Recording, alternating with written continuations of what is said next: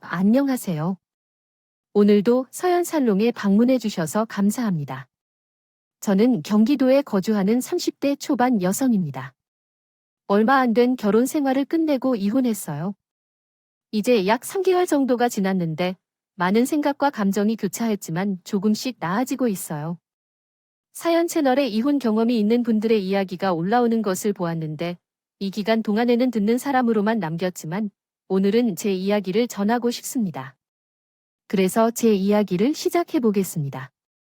제 부모님은 자영업을 하셨는데 고등학교 시절까지는 많은 어려움과 경제적 제약을 겪었습니다. 부족한 시기가 자주 있었어서 나는 자연스럽게 용돈을 아끼는 습관을 들였고 다른 친구들처럼 즉흥적으로 놀러 다니거나 소위 지름신이 온다 해서 왕창 쓰는 등의 경험이 없었어요. 하지만 이게 친구들과의 관계가 나빠진 적은 없었고 제가 친구들과 잘 어울리는 방법을 찾아가면서 학창 시절을 보내왔던 것 같아요. 그러나 가끔은 집에 돈이 조금 더 있었으면 좋겠다는 생각을 했는데 나름대로 좋아하는 아이템을 살 여유나 없었고 예민한 친구들이 제 대신 사주기도 했다. 이것에 감사하면서도 언젠가는 직접 사고 싶을 때도 있었어요. 이러한 소망은 대학에 진학하게 되면서 일그러질 수도 있었겠죠. 이루어진 일이 사실이에요. 고등학교 때까지는 집안 형편이 좋지 않았기 때문에 대학에 가도 어려운 상황일 것 같은 생각이 들었거든요. 학자금 대출 빚만 쌓이고 평생 힘들 것 같았죠. 그래서 정신을 바짝 차리고 3년 동안 제가 할 수 있는 공부를 열심히 한 것이에요. 엄마는 그런 저를 보면 항상 미안해 하셨죠. 우리 지선이는 좋은 과외 선생님을 선정 못했는데 그럼에도 불구하고 성적이 잘 나오고 스스로 열심히 하니 너무 고맙다고 해. 너는 대단한 아이니까 자랑스러워. 나중에 엄마와 아빠가 너희 결혼할 때 원하는 대로 다 해줄 수 있으면 좋겠고 나도 우리가 괜찮다 해도 엄마는 늘 이런 말을 하셨어요. 그런데 대학에 장학금을 받아 입학한 뒤 동생 역시 청소년 문학상 등을 수상하며 특기자 전형을 통해 대학에 입학할 수 있는 기회를 얻었습니다. 대학 2학년에 이르러 부모님의 일이 잘 풀리고 가정 상황도 점차 좋아졌습니다. 여러 대출을 차근차근 상환하고 동생도 장학생으로 대학에 진학했습니다. 제가 4학년이 되었을 때 우리 집은 엄마가 원하던 넓은 아파트로 이사할 수 있었습니다. 이때는 집안 분위기가 환영 속에 잔치가 열렸습니다. 아빠께서는 가족들을 모아 비싼 호텔 뷔페로 모시셨는데 이것은 오랜 시간 동안 힘들었던 우리 가족에 대한 아버지의 선물이자 지혜롭게 노력한 모두에게 전하는 선물이었습니다. 정말 감사하다. 너희들이 특별한 문제 없이 잘 자랐고 공부도 잘해서 아버지와 어머니의 자부심이야. 믿고 있는 대로 일만 잘하면 앞으로 좋은 일만 생길 거야. 이제부터 다시 시작인 거 알았지? 파이팅이야. 그렇게 우리 가족은 뷔페에서 서로를 격려하며 즐거운 시간을 보냈어요. 부모님은 말씀하신 대로 지켜나가는 것 같아요. 전보다 더 열심히 일하시고 우리 집은 늦었을지 몰라도 자리를 잘 잡아가고 있어요. 저는 대학 졸업과 동시에 취직을 목표로 하고 있었기 때문에 마지막 대학 1년을 눈을 뗄 새 없이 보내고 있었어요. 그런데 자꾸 교수님이 제가 대학원에 가면 좋겠다고 하셨어요. 재선이, 너는 아무리 봐도 연구자 타입이야 라는 말이야. 연구자 타입인 사람들은 회사에 취직하고 결국 다시 돌아오는 경우가 많단 말이야. 그러니까 나. 한 번만 말한 대로 대학원 시험을 보고 싶습니다. 그 결과가 나쁘다면 저는 회사에 소개해 드릴게요. 제게 그 정도로 성공적으로 말해 주셔야죠. 내가 그런 실력이 있다는데 무엇을 망설이는 거니? 대학원에 가는 것은 이제 우리가 널 뒷바라지할 수 없는 상황이고 공부할 능력이 있다면 좋지 않겠어? 왠지 그럴듯하군. 엄마가 그렇게 말했지만 말이죠. 지선아, 내가 잘할 때 내가 제발했을 때를 미안해 했었는데 이번에는 엄마와 아빠가 너를 도와주는 것을 희망한다. 그래서 나는 대학원 입학을 결정했다. 그러나 엄마와 아빠의 돈으로 편하게 공부할 생각은 전혀 없었다. 엄마와 아빠가 얼마나 힘들었는지 잘 알고 있기 때문이다. 라고 말했어요. 나름대로 과외도 하면서 카페 알바도 하여 용돈을 벌었어요. 그럼에도 불구하고 부모님께서 여유 있으시니 훨씬 마음 편하게 공부하게 되었어요. 학교 다니면서 처음 느껴보는 기분이었거든요. 그래서 대학원 때는 공부를 하면서 주말에는 짧게 가까운 나라들 여행도 자주 다녔어요. 그런 즐거운 대학원 생활을 하는 도중에 저는 뒤늦게 대학원에 이미 계신 선배를 알게 되었어요. 그게 정말 편하더라고요. 저보다 나이가 많으시지만 2학기부터 같이 공부하게 되었어요. 남편은 사람들과 쉽게 친해지는 성격을 가지고 있어서 학교에 와서 얼마 안 돼 많은 사람들과 친해졌어요. 아는 사람이 많아서 누구 만나러 다니느라 바빠지기도 했어요. 학교에서도 자주 누군가와 이야기를 나누거나 함께 밥을 먹는 것을 보았어요.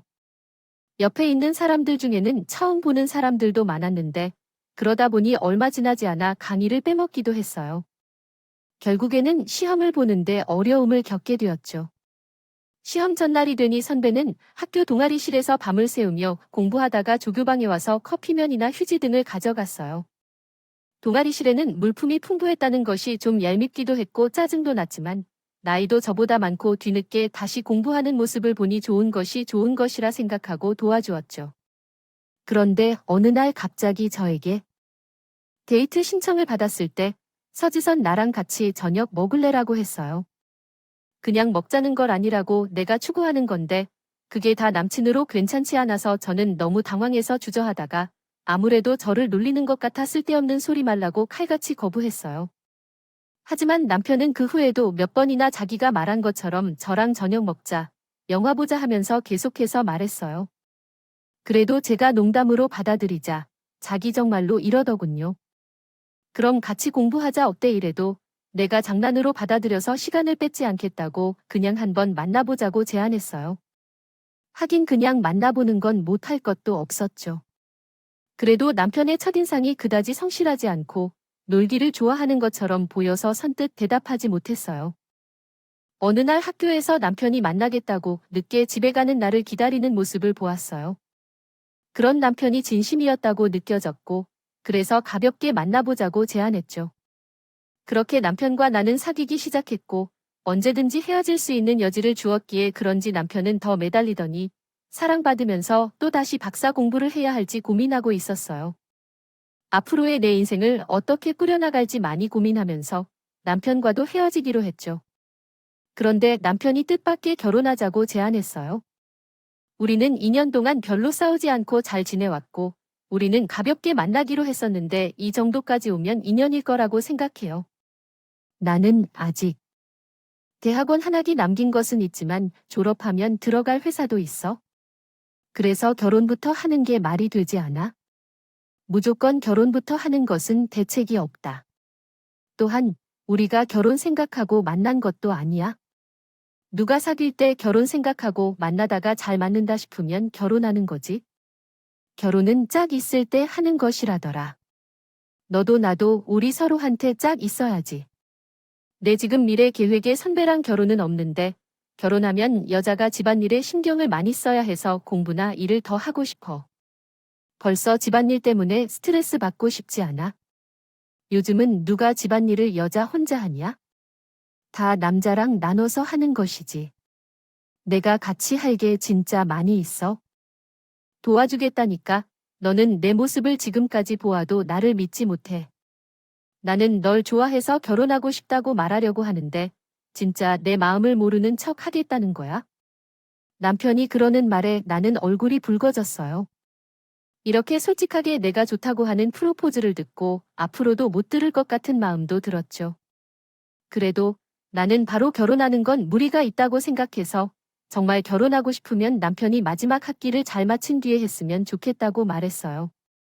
또 나는 박사 과정을 이어가기 때문에 결혼해도 공부하는 것을 반대하지 말라고도 했죠.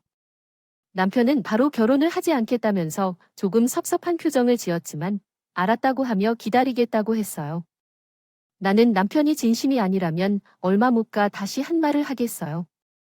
취소하고 헤어질 거라고 생각했어요. 하지만 남편은 계속 만났고 졸업 후 결혼할 계획을 세우고 있더라고요.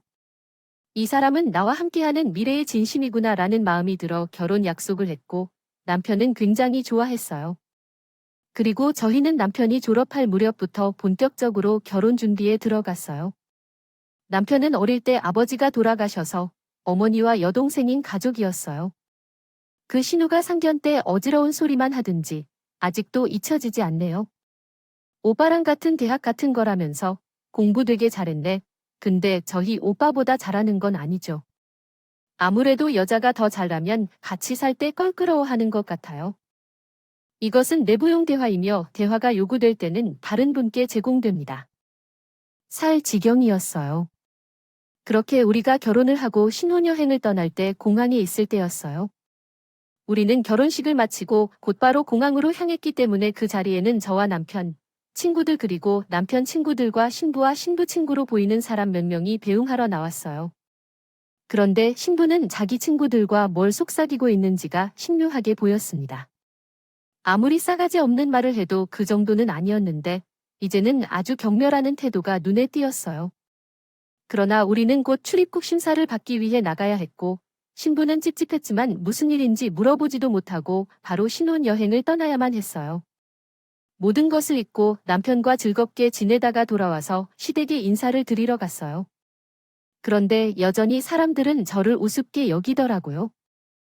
보는 듯한 신호의 얼굴을 보니 곧바로 공항에서의 일이 떠오르더라고요.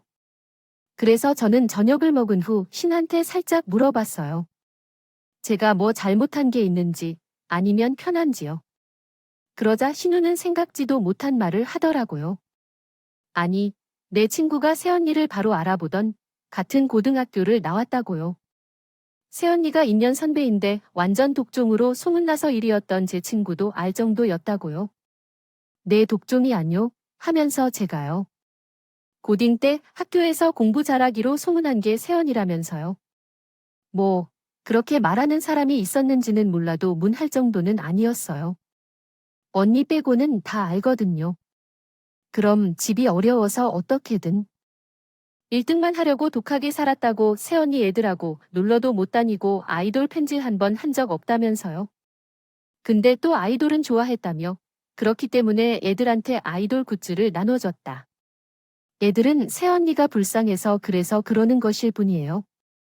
새언니 얼굴에 고생이 많아서 사람들이 찌들었다. 근데 한참 해맑고 순수해야 할 고딩 때 어떻게 그렇게 살아왔는지 궁금하다. 저는 그냥 제 위치에서 할 수 있는 일을 최선을 다해왔어요. 그게 고생으로 비춰진다 해도 할 말은 없네요. 그리고 같은 학년도 아닌 2년 후배가 뭘 얼마나 할까요? 소문이라는 건 내놓는 사람의 마음이고 말이 점점 별로 하는 거잖아요. 친구들이 제게 좋아하는 아이돌 굿즈를 준 적은 있어도 제가 그걸 먼저 달라고 해본 적은 없어요. 그렇게 지난 일을 잘 모르는데도 하는 말에 너무 신경을 안 쓰면 좋겠어요. 아가씨 말을 자꾸 놓는데 그것도 안 그랬으면 좋겠네요.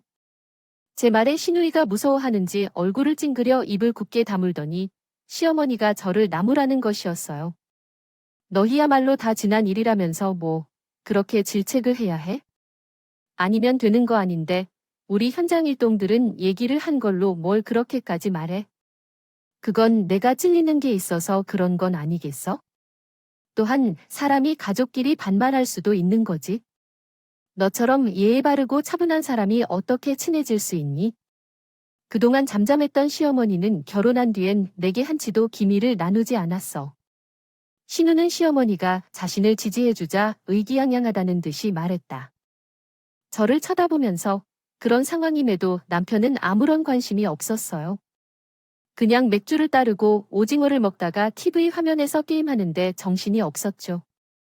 저는 이 상황이 너무 속상해서 그래도 처음 시댁에 온 날부터 더 이상 시끄러운 일을 만들지 말아야겠다고 생각했고 아무런 말 없이 저녁을 치웠어요.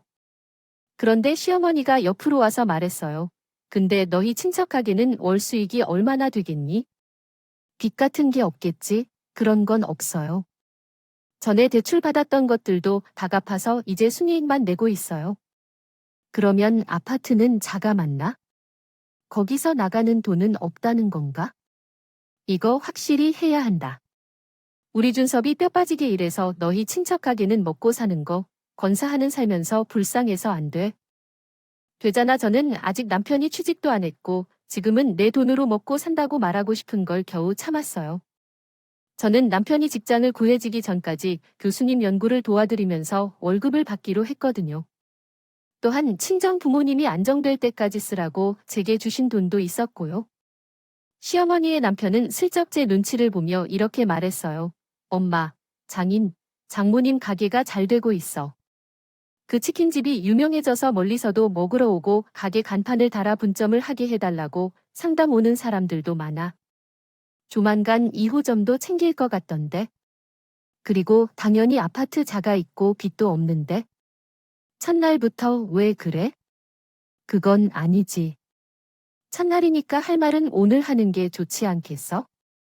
오늘 안 한다고 다른 날도 안 할 것도 아니잖아. 그리고 난 준섭이 내가 처가에 매워서 사는 거? 그 말에 싫다고 느껴서 저도 기분이 안 좋았어요. 그래서 그 이후로 한마디도 하지 않았어요. 결국에는 싸늘한 분위기로 시댁 방문을 마무리하고 집에 와서 남편에게 말했어요. 이거 진짜 너무 하는 거 아니야? 아가씨는 어디서 말도 안 되는 소리를 듣고 와서 사람을 무시하지 않나요? 어머니는 우리 집에서 오빠 어떻게 할까 봐 미리 벽을 치지 않나요? 앞으로 내가 잘하면 다 해결되지 않겠어? 처음이니까 몰라서 그런 말할 수도 있지. 그냥 아무 말 없이 너나 처가에 대해 오해하며 지내는 것보다는 깨끗하게 다가가는 게 깔끔하잖아. 다른 말은 다 그렇다 치고 날 보고 앞으로 잘하면 된다는 게 참말이 이상하더라고요. 제가 뭘 잘못한 것도 없는데. 말이에요. 그렇게 불안하게 시작된 신혼생활은 완전히 끔찍했어요. 남편은 결혼 전과는 완전히 다른 180도 태도를 보였어요. 제가 연구실에 있을 때도 시어머니는 거리낌 없이 연락을 해서 저를 집으로 불러다가 별일을 다 시키곤 했어요. 집 청소나 빨래, 설거지는 물론의 일이었고 세탁소에 옷이 막힌 것까지 제게 찾아오라고 하더라고요. 제가 남편에게 몇 번 SOS를 보내서 남편이 시어머니한테 언제나 부르지 말라고 했었어요. 하지만 그것도 곧 남편은 불평을 했죠. 그 정도는 내가 엄마랑 잘 이야기해봐도 되는 거 아니야?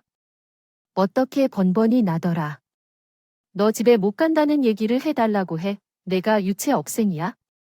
애도 아니고지 할 일 하나를. 멍청한 거 하지 못해. 너 똑똑한 머리 좋고 공부 잘하는 것 빼고는 아무것도 못하는구나. 왜 그런 말이 나왔을까? 왜 사람 공격을 하는 거야? 오빠는 결혼해도 집안일 같이 할 거라고 했잖아. 도와줄 테니 도와달라는 거야? 결혼한 지 얼마 안 됐는데 시어머니에겐 절 못 가요? 하는 소리가 쉽겠어? 아니, 내가 우리 집에서 하는 일 도와줄 거라고 했지. 엄마의 일을 돕겠다는 말은 아니었어.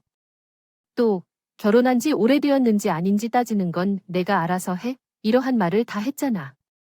나는 남편과 다툰 후에 항상 높은 벽에 부딪힌 기분이야. 신우는 예전보다 더 무시했고, 새언니 없이 자아서 그런가 항상 졸졸대며 새언니는 명품을 갖는다. 해도 그게 명품으로 보이지 않잖아요. 알아요. 그러니까 잘 어울리는 것을 입을 텐데요. 언니 지갑 나 줘요 하면서요. 제가 내주지 않아도 자기 냅다 가져가 버렸고 시어머니는 그런 신우를 보면서 애가 재빠르다면서 웃기만 했어요. 게다가 제가 집안 청소를 할 때도 신우는 거실 소파에 길게 누워서 핸드폰으로 영화나 드라마를 보며 손 하나 까딱 안 했죠. 무슨 웹툰 작가로 데뷔를 한다는데 그림 그리는 건 한 번도 못 봤고 맨날 놀고 있기만 하더라고요. 시어머니는 제가 시댁에서 일을 할 때도 계속 옆에서 제 친정 불평을 해댔어요. 아니, 암만 본인이 똑똑하고 석사 사면 뭐 하냐고. 어디 가서 치킨집 하는 사돈 뒀다고 하면 내 가오가 뭐가 되겠어요. 그리고 치킨이나 튀겨서 그런지 진짜 혼수고 뭐고 어쩜 그렇게 보는지 진짜 이해가 안 가요. 눈이 없어서 물건을 보지 못하더라도 안목이 없다거나 촌스럽다 하여 내가 무슨 일을 하고 다니는지를 못하겠어요. 시어머니가 그러면 신우가 옆에서 이러는 거였어요. 엄마 어디서부터 올라가라고 나지 않아 기름을 쪘네. 새 언니한테서 나온 것 아니야? 평생 거기에서 살았을 테니 몸에 배우지 뭐. 결혼한 지 4개월 만에 나는 이미 지친 상태이고 남편과의 관계도 나빠져요. 남편은 자기 엄마와 여동생 탓을 전혀 하지 않았고 제게만 인간관계를 못하는 거라며 마구 짓누르고 있어요. 사람이 공부만 잘하면 뭐가 되는지 성격이 원만하고 다른 사람과의 일을 해내기 위해 비위도를 맞춰야 한다는 것을 알아야 한다는데 이것만 잘났다고 하여 목이 뻣뻣해 가지고는 야 그럴 거면 연구든 뭐든 하라고 집어치워 어디 취직이나 하라는 것이야. 요즘은 다 버린데 너만 박사가 되겠다고 생각해. 공부 안 하잖아. 그런 말은 오빠가 취직하고 해야 되는 거 아니야? 지금 누가 돈 벌어서 먹고 사는데? 그래, 오빠가 그렇게 말하는 연구 때문에 그나마 내가 돈 벌어오고 있잖아. 오빠 결혼 전에 나한테 뭐라고 했어? 내가 박사 될 수 있게 해준다고 하지 않았어? 근데 지금 4개월이 넘어가는데도 취직도 안 하고 어머니랑 아가씨가 무슨 기선제압 하란 건지 사람 못 살겠는데도 왜 다 내 탓이야 이러려고 나한테 결혼하자고 한 거야. 야, 나도 결혼 전에는 내가 이 정도로 답답이 줄 몰랐지. 그리고 너 나 취직 못한 걸로 쪽을 주냐? 사람 약점 잡고 괴롭히는 게 내 치이야. 사람 잡고 괴롭히는 거 그거 오빠 내 식구들이 나한테 하는 거지. 내가 언제 그랬어? 아니, 내가 오빠 취직 안 한다는 말도 못 해내면 누가 할까? 정말 인간이 이렇게까지 앞뒤가 다른 줄 몰랐네. 정말 경악스럽다. 이런 건가? 시간이 갈수록 이렇게 남편과 그냥 치달아 싸우는 일을 만들어갔고 남편이 서운하기만 했어요. 그러던 어느 날 친정에 들렀는데 엄마가 가벼운 화상을 입으신 걸 보고 집안일을 도와주려고 하룻밤 머물기로 했어요. 그래서 남편에게 친정에서 자고 온다고 전화를 했더니 화부터 내더군요. 아니야, 어째서 갑자기 이러는 거야? 네가 멋대로 하고 싶은 대로 하면서 살 걸면 결혼 왜 했어? 너 내가 아직 취직 안 했다고 이러면서 복수하려는 거잖아. 진짜 속이 좁아서 연구실에서 일을 제대로 할 수 있겠니? 라는 말을 하더니 전화를 먼저 끊었어요. 이게 이렇게까지 막말을 올려대는 줄은 몰랐다. 서글픈 생각까지 들었어요. 그래도 엄마도 있었고 좀 이따 동생 지은이도 온다고 해서 속상함을 감추고 엄마 대신 집안일을 했죠. 그런데 지은이가 집에 오면서 케이크를 많이 사왔더라고요. 오늘 언니 집에 가는 줄 알고 형부랑 같이 먹으려고 샀지. 그럼 내가 잠깐 가서 전해주고 다시 올게. 뭐, 아우 뭘 왔다 갔다 해. 그냥 집에 가 엄마. 괜찮아? 아니야. 내일 병원 다시 갈 때까지 화상 입은 물에 손 닿으면 안 되잖아. 금방 갔다 올게 하고 집으로 갔어요. 그런데 저희 집 현관문이 살짝 열려 있고 안에서는 무슨 고소한 고기 냄새가 나더라고요. 이게 다 무슨 일인가 싶어 안을 살짝 보니까 여자 신발 2켤레가 더 있는데 딱 봐도 시어머니랑 신우거였어요.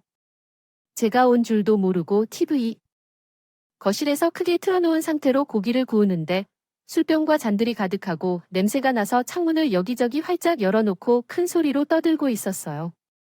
다른 집에서는 항이 들어오는 것을 듣고 들어가서 말하려는데 시어머니는 생각지도 못한 말을 하셨어요. 준서봐, 근데 색인의 치킨집은 정말 괜찮은 거 맞지? 나는 아무리 봐도 마음에 들지가 않아서 말이야. 그게 진짜 돈벌이 되는 거 맞아? 오빠가 진짜 집에 돈 들고 만만한 여자 잡는다고 했었는데 아마도 잘못 걸린 게 아닐까 싶더라고. 전혀 돈 쓸 생각을 안 하거든. 그 치킨집 자체가 잘 되는 건 사실이야. 단골도 많고 맛집으로 검색하면 자주 나오거든. 근데 장인이 좀처럼 사 생각을 안 해. 이제 어떻게 해야 할지 요점을 내서 어떡하자는 건지. 나는 왜 그걸 프랜차이즈 안 하는지 모르겠어.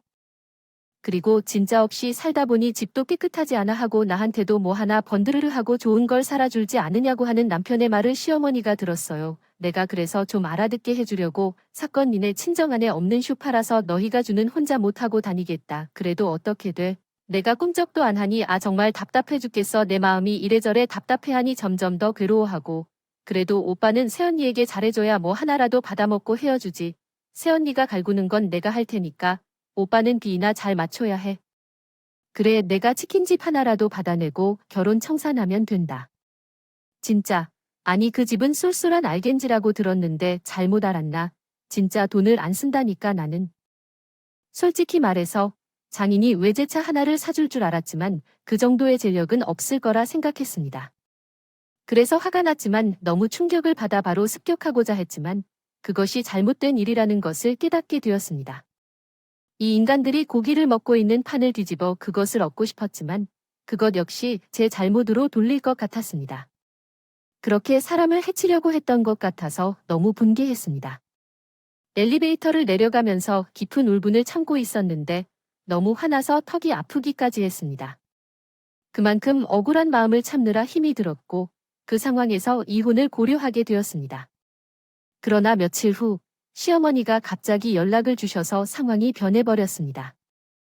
신우가 결혼할 남자를 데려왔다면 저에게는 집으로 와서 대청소도 하고 음식도 준비하라고 하는데 제가 이혼을 고민하고 있는 중이에요. 현정이와 결혼할 남자로 어떤 사람이 올지 알려줄래요? 너희 집 수준으로 생각하지 말고 야채와 고기, 그리고 필요한 모든 것을 백화점에서 사오도록 해야 해요. 과일도 그래요.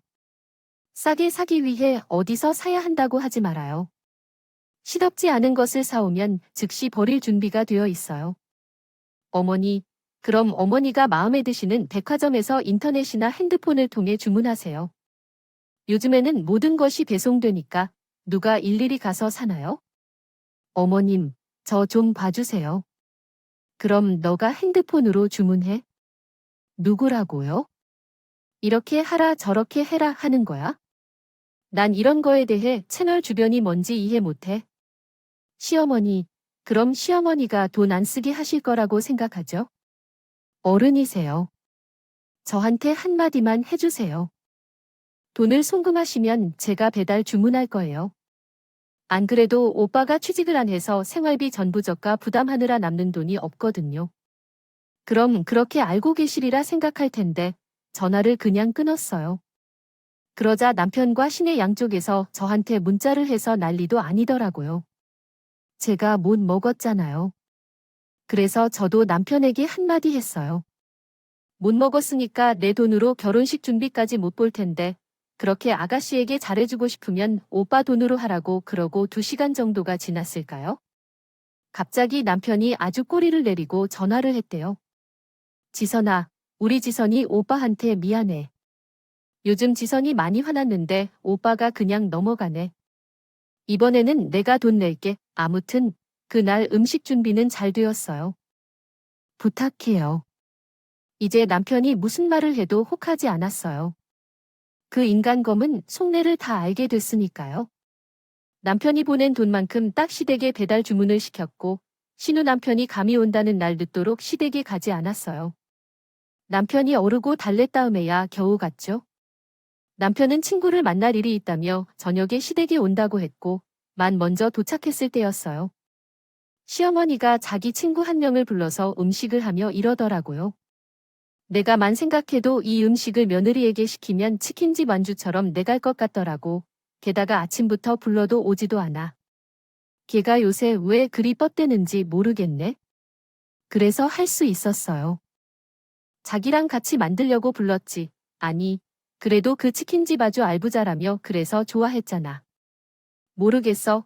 뭐, 인기는 많은가 본데 영사업 수완이 없나 봐. 아, 우리 준섭이 어쩌다 그런 애를 만났는지. 저는 더 이상 참을 수 없어서 현관문을 열고 들어갔고 시어머니의 친구는 저를 보고 놀라서 어쩔 줄 몰라 하더군요. 어머니, 그게 대체 무슨 말씀이세요? 오빠가 어쩌다 저를 만났냐고. 그건 제가 할 소리죠. 진짜. 적반하장도 유분수라는 말은 이럴 때 쓰는 거였군요. 하지만 시어머니는 눈 하나 깜짝하지 않았어요. 아, 달기나 튀기던 그 인격 어디 안 가네. 어디서 싸가지기 어른들 있는데 큰 소리야. 내가 뭘 잘했다고 소리를 높여 경우가 없어. 너, 유분수지. 저는 너무 열이 받아서 참지. 저는 못하고 안방으로 갔었어요. 그러던 중 시어머니가 뒤에서 어머 쟤 미쳤나 봐라며 말했지만 저는 한 번도 돌아보지 않았어요. 대신에 시어머니가 상자를 열어주신 밍크코트의 모자와 명품 가방을 큰 쇼핑백에 넣어서 나왔어요. 당연히 쇼핑백 안에 있는 시어머니의 물건들은 제가 바닥에 쏟아버렸죠. 치킨이나 튀긴 음식을 사주는 사람은 아니니까요. 그렇게 하고 나서는 부모님의 선물을 감사히 받고 집으로 돌아왔어요. 집에 도착하자마자 제 짐을 싸기 시작했어요. 이제는 가능한 빨리 집안을 정리해야겠다는 생각이 들었죠.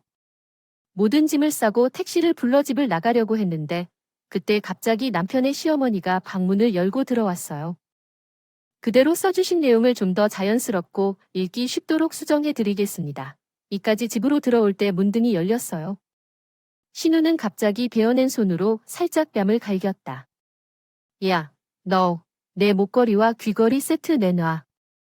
내가 엄마께서 준 코트와 모자, 가방 가져가기로 한 척하면서 내가 받은 선물을 가져가 버렸잖아. 저건 안 가져간 거예요. 그리고 안방만 갔어요. 아가씨 방 근처에는 전혀 가지 않았어요. 어머니께서도 보셨을 텐데요. 그런데 시어머니는 말도 안 되는 악을 하더라고요. 너 말고는 이런 짓을 할 사람이 없어. 그러니까 이럴 때만큼 양심 따지며 내놔 하면 우리가 조용히 해결하겠어요. 해결해야 할 게 없을 거고요. 아가씨가 잃어버린 것은 아가씨가 찾으시면 되고요. 저는 나가려고 하는데 좀 비켜주세요. 그런데 남편은 갑자기 제 캐리어를 빼앗아 바닥에 풀어버렸어요. 이런 짓이 뭐라고요? 사람을 뭘로 보고 그러는 거야? 당장 멈추든가. 나는 가만 있지 않아. 너야말로 미쳤어. 오늘 같은 날에 이게 뭐야? 내가 뭐 하는 짓이야?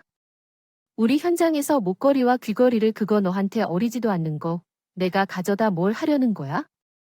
그리고 내가 이러고 나가면 우리가 무서울 줄 아니야? 어디 보라고 나한테? 너희들이 그 잘난 목걸이랑 귀걸이 있나 보라고 하며 남편의 얼굴로 제 옷가지와 화장품을 막 집어 던졌어. 시어머니와 신우가 제 물건을 살펴봤지만 목걸이 귀걸이 세트는 나오지 않았고 저는 열이해서 다시 짐을 챙겼어요. 그러자 신우가 오빠, 어쩌다 이런 년한테 물린 거야? 그러게 좀 더 자세히 알아봐야 했는데 결혼을 했잖아. 그러게나 말야, 어쩌다 내가 이 험한 골에 들어가야 되니, 아참. 여자가 잘 들어와야 한다는데 이렇게 싹수가 노란색 지으나 삐거나 있지. 저는 더는 말하고 싶지 않아서 짐을 들고 나왔어요. 택시에 짐을 싣고 있는데 남편이 쫓아나오더라고요. 너 이거 무슨 뜻이야? 가족끼리 다툰 거 가지고 집을 나가? 내가 그러고도 결혼한 여자야? 야, 너 솔직히 말해. 나 좋아서 결혼한 거 아니잖아. 만만하고 우리 집에 받아먹을 거 있을 것 같아서 결혼했잖아. 내가 그걸 알고도 왜 너랑 살아야 돼? 무슨 소리야? 아무튼 넌 그 성격 좀 고쳐야 돼. 이제 반년도 못 살아놓고 이게 뭔 난리야 진짜. 돈내 창피해 죽겠어. 내가 창피해 죽을 것 같으면 난 벌써 죽었다. 이 자식아. 그렇게 남편과의 정리를 결심하고 친정으로 돌아왔어요. 그런데 친정 부모님도 동생도 아무도 놀라지 않았지만 저는 이혼을 결심했다고 말하니 부드럽게 받아들이셨어요. 아무래도 결혼 생활이 순탄하지 않았다는 점을 다 알고 계시던 것 같았고 어느 날 엄마가 다음과 같이 말씀하셨죠. 실은 심사방이 자꾸 아빠에게 와서 프랜차이즈 사업을 하거나 호점을 내겠다고 제안했었어요. 우리는 처음에는 수락하려고 했지만 갑자기 그 여동생이 독단적으로 행동하며 삼겹을 때려서 엄마가 그 일에 대해 적극적으로 대응하지 않는 모습이 불안했어요. 혹시 심사방에 다른 계획이 있는지 의심스러웠고 결국 거절했어요. 그게 옳았는지 아니었는지 모르겠지만 결국 이렇게 되어서 다행이라는 생각이 들었어요. 내가 어리석었던 것 같아요.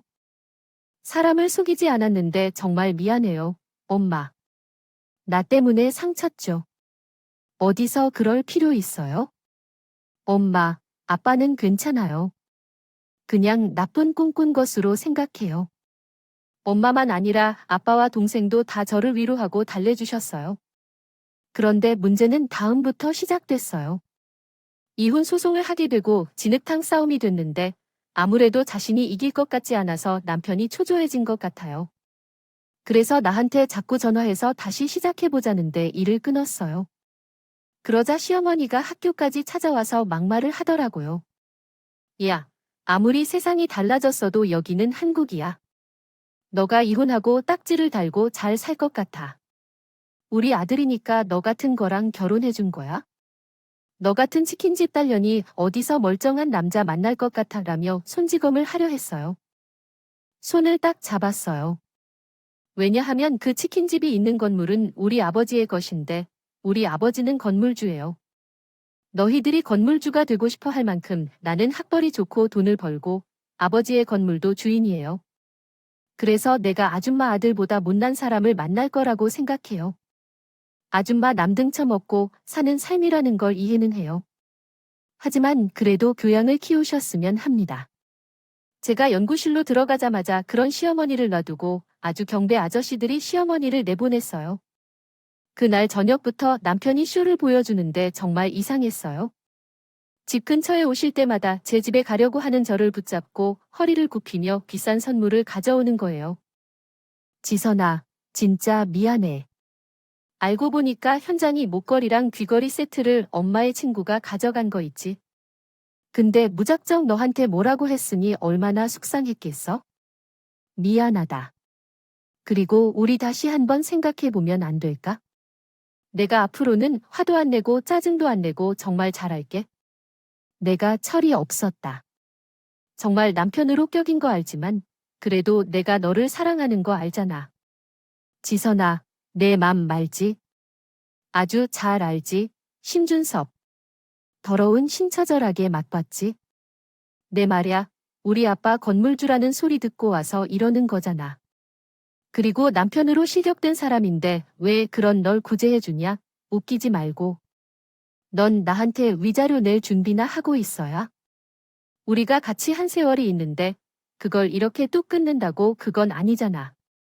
지선아, 현장이랑 엄마가. 내가 실수한 것에 대해서 사과할게. 실수는 내가 했으니까 너라는 사람에게 넘겨서 마음을 다잡고 결혼한 것은 이제 다시는 오지 마 너. 우리 집 앞으로 못 오게 되고 이런 식으로 중간에서 붙잡은 게 우리 아빠. 무서워해서 그렇게 하는 거잖아. 그런데 우리 동네에서 우리 아빠만이 내 편이라고 생각해. 아저씨, 여기에 자식을 붙잡고 괴롭히는 걸 보자마자 소리를 질러서 큰 키의 아빠 친구가 어서 다가와서 남편은 소리도 못 지르고 도망갔어. 그리고 결국적으로 나는 법원에서 승소 판결을 받았고 남편은 나에게 위자료를 내야 했어. 그 사이에 신우는 결혼할 남자에 투자하다가 속아서 파혼하게 됐고 그 결과 시어머니는 신우가 사고를 친 것을 갚아주느라 집도 내놓아야 했다고. 남편은 그저 전저에게 취직한다고 여기저기 알아보러 다녔다는데 교수님이 남편의 한 행동을 듣고 이 분야에 발도 못 붙이게 해주겠다고 지인들에게 연락하셨다고 했습니다. 제가 알기로는 저한테 위자료를 주고 난 후에도 남편은 취직을 못했고 결국 이런저런 아르바이트를 하고 있다는 것이에요. 이러한 일을 겪으며 힘들고 고통스러웠지만 그래도 제가 정신을 똑바로 차리고 저를 믿어주고 친정 식구들을 믿으니 모든 일이 잘 해결되는 걸 보며 성실한 사람은 결코 하늘이 버리지 않는다는 것을 알았어요. 또한 이러한 일이 또한 인생을 사는데 도움이 될지 아무도 알지 못할 거예요. 그래서 저는 오늘도 희망을 품고 살아가고자 해요.